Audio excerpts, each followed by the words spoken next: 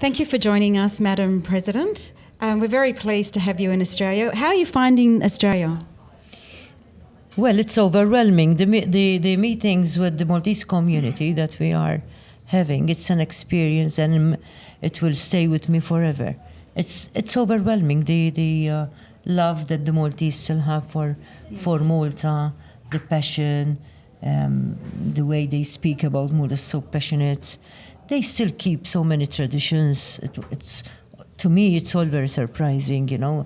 Many of them have come like 50, 40, 60 years ago. So keeping Malta alive in this way, it's really something which gets you, it becomes emotional, and the welcome is overwhelming.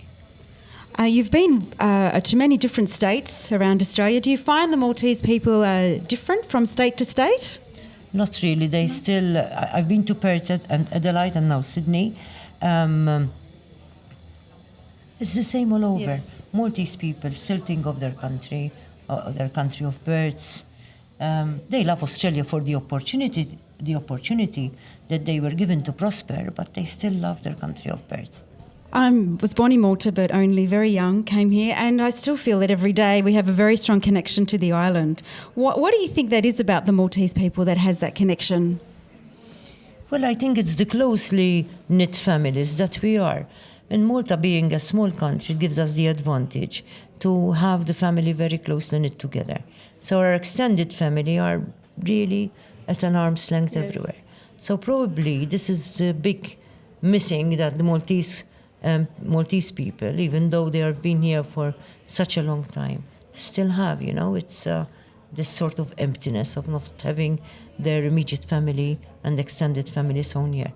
But obviously they have, Maltese people have really prospered in Australia.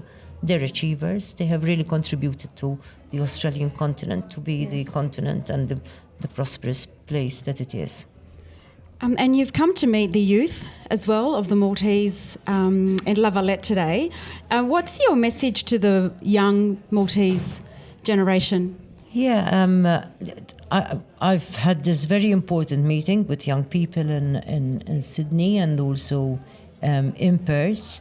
And, well, my message to Maltese descendants is, I can understand that you feel more Australian, and this is the way we want you, because that shows a successful, inclusive society in Australia. But whatever is the degree of descendancy, we always share a same family. We also share the land of your forefathers. And I think that acknowledging the identity of their fathers, their grandparents is important, because everybody, I think every person needs to know about his or her origins. But there is also an opportunity now of getting this dual citizenship, being Australian and Maltese citizens. But it's not just being Maltese citizens, they're also European citizens. So Malta is a land of opportunity that opens up the future for many Maltese descendants in Australia and all over the world. Yes. So I do encourage Maltese descendants to acknowledge their the culture of their forefathers, but also to look out for the opportunities that Malta can give them. For such a small island, it's quite progressive.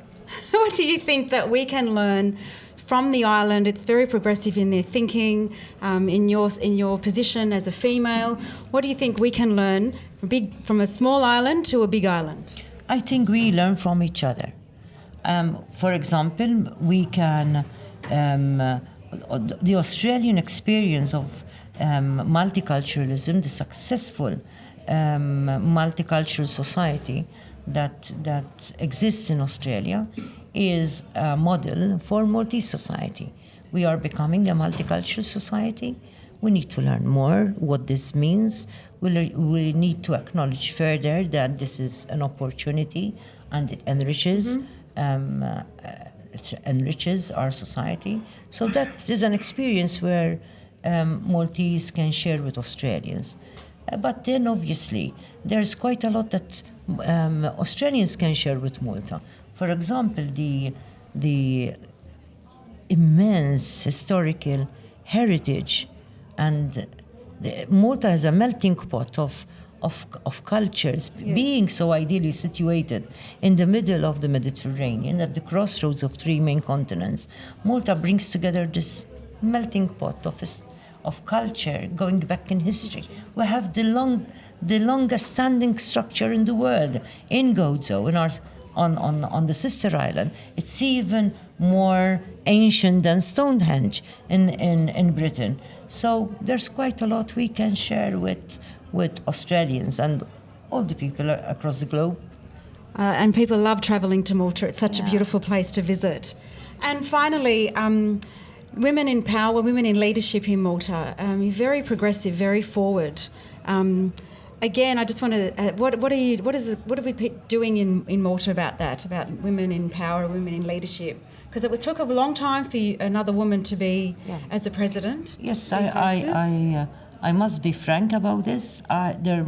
There's much we have to do. I mean, there's a lot more to do.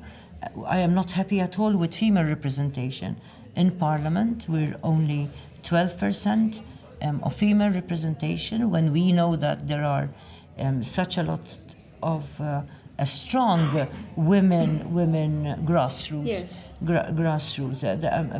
A lot of our young girls are fully qualified, graduating from university, not just Maltese universities, but also foreign universities. So we do have an extremely educated female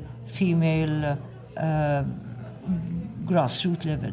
It's a pity that not a lot of women actually go up through, or rather are encouraged to stand for elections for Parliament. I do believe that women have to be there in numbers at the decision making institutions, so that things will change. Things will change, and will change without taking too long, because it's taking a bit too long for an adequate female representation in Parliament. I think we have that as an issue in our country as well. So women like yourself are making a difference. So thank you for that. Thank you. And we really want to thank you very much for visiting our shores, and hope that you'd like to come back. And thank you very much for your time today. Thank you. It was wonderful to be in Australia. Yes, I do hope who knows the future, what the future holds. But I do hope that I'll see as many as possible Maltese Australians coming to Malta to visit, to connect with the island, but with the land of their forefathers. Thank you very much.